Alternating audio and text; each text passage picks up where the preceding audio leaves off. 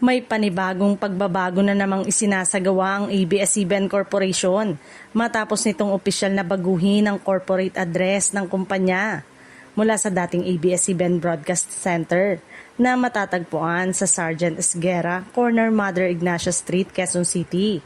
Ang bagong nakatalang address ng Kapamilya Network ay ang Eugenio Lopez Jr. Communication Center sa Eugenio Lopez Drive, Quezon City.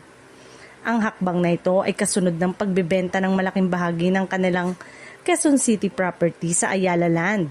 Isang kasunduang inaasahang makapagbibigay sa kumpanya ng humigit kumulang na 6.24 billion pesos.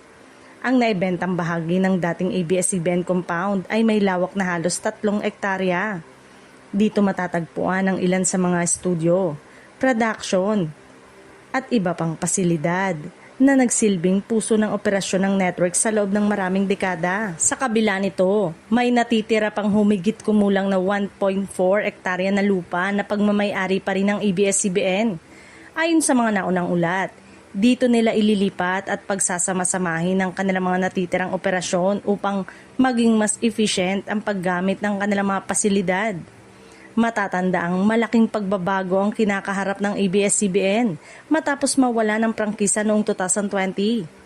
Simula noon, mas pinalakas ng kumpanya ang kanilang digital platform, content production at mga pakikipag-partnership sa iba't ibang television network upang may pagpatuloy ang paghahatid ng mga programa sa mga manonood. Sa mga nakaraang taon, nakipagkasundo ang ABS-CBN sa TV5, GMA Network at iba pang partners para mapalawak pa rin ang distribution ng kanilang mga programa.